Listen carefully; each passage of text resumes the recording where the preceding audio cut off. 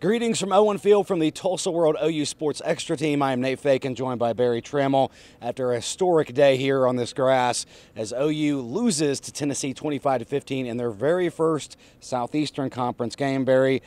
But one position is in the spotlight after this one. Yeah, it's the quarterback. You know, you come in here thinking about the grandeur and the history and the excitement and the new era and all that, and you walk away thinking, OU's got quarterback problems. You know, we've been getting on the offensive line low these many weeks, injuries, blaming injuries, but the truth is the Sooners just got some bad quarterbacking from Jackson Arnold, and frankly, he hasn't been very good before tonight. He was very poor tonight, enough that he got pulled late in the second quarter for a true freshman who clearly isn't ready to play. So, you know, where do the Sooners go from here? It seems pretty clear they're going to go with Michael Hawkins.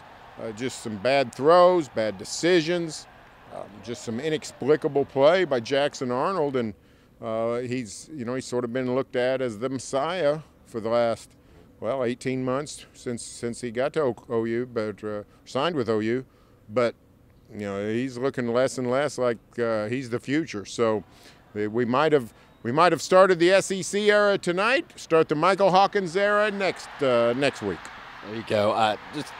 Along those lines, we were talking down here on the field. I don't know if we'd seen OU force it, or a team force a turnover, then give the ball back up the very next play, and then do it later in the same half. Have you ever seen anything like that? Oh, I'm sure I have, but I've been around so many games, but I don't remember it, for crying out loud. I mean, and you know what? Here's the thing. Turnovers used to come in more abundance. They used to not be killers. There wasn't as much scoring. People were punting a lot of it anyway, so who cared if you turned it over? You're giving it back to them anyway. We don't see much of that anymore, so turnovers are more costly than they used to be. And when they happen, I mean, the OU defense made two great plays. The strip sack of Nico, I promised I wasn't even going to try, but I'll try. Iamaleava, I don't know how I got close. Iamaleava. Yeah. Well, here's what Iamaleava did, Nico as I call him. Right. You know, he made some mistakes. He had the two strip sacks, but he also made some big plays. And then when the game got sort of in hand, Tennessee said, hey, we're not going to lose this game. And they dumbed down the offense. Jackson Arnold not only made mistakes, but he also didn't make any plays either. So, you know, it's just not a good situation. And he hasn't played well. You know, he had some big throws in the Alamo Bowl, but he also had 4 turnovers, close to being 5, an official scorer. Maybe it was the difference between 4 and 5. And now, you know, he's got, you know, hadn't played well this September. So I think he's lost his job. I can't imagine the Sooners going with Jackson Arnold down at Auburn. You hit it on a little bit. You know, in the Lincoln Riley era, it was the offense carrying the defense with the Heisman Trophy winners and first-round draft picks. Now it's the defense carrying OU's offense. What did you see from Zach Alley's bunch tonight? Well, I thought the defense played really well, and here's the deal. They gave up 3 long pass plays. I think only 1 became a touchdown. 2 were field goals, but, you know, this is a Josh Heupel, high-powered offense. You know, before tonight, everybody's talking about the world's greatest offense. You know, set the SEC record for margin of victory in the first 3 games. Yeah, I think they're averaging 63 points. Yeah, I mean, to hold them to 25 when your offense isn't doing squat, I mean, that's pretty good defense. So I thought the OU defense played winning football tonight, and unfortunately that performance was wasted, didn't result in victory, and you know, that's what the Sooners will have to ride as they adjust to this new offensive reality. It's a good thing that they do have a top shelf defense to go, because if you put the traditional OU defense with this OU offense, I mean, you're down there with Mississippi State at the bottom of the SEC. So it's unfortunate, but I thought Oklahoma's defense played very well. I mean, I thought they were getting after it. I thought they rushed the passer well. I thought they did a pretty good job. They had 1 lax.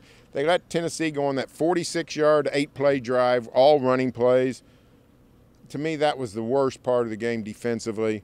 Big plays are going to happen, but outside of that 1 series, they stood up to the Tennessee run game. So that's a good thing. I thought the defense played winning football tonight. You hit on the one person with OU ties that probably left here with a smile on their face, and Josh Heupel. You know, he wins a national championship as quarterback here, becomes the offensive coordinator, prodigal son, then he gets fired. Now he's back as Tennessee's coach. What did you think of his night and just what all he kind of went through and probably what that moment meant to him? Well, he's not a real overtly emotional guy, but he is an emotional guy. You've seen it from time to time. We've been watching the guy for 25 years. And the truth is, even diehard Sooners who are distraught about the quarterback and who are distraught about the offense, who are distraught about being 0-1 in the SEC, you got to be happy for Josh Heupel. Josh Heupel is a volunteer and not a Sooner because somebody at OU decided they didn't want him here anymore. So it's not Lincoln Riley going to USC. This is a guy that always, after he got here, he dreamed of being here forever and being the head coach and all those things. He's now doing great things at Tennessee. The truth is you got to be happy for Josh Heupel. And here's what I would say. He's in a league with Alabama and Georgia and LSU. If this team can't rally and challenge for the SEC title, which I sort of think this team can't rally and challenge for the SEC title, then I think we, all Oklahomans, sort of ought to get on the Josh Heupel bandwagon and say, hey, go Vols. There were definitely lots of cheers for him. That'll wrap things up for us from here on Owen Field from a historic day in OU football history as they lose their SEC opener 25-15 to the Tennessee Volunteers. I am Nate Faken from Barry Tramel. Thanks for watching.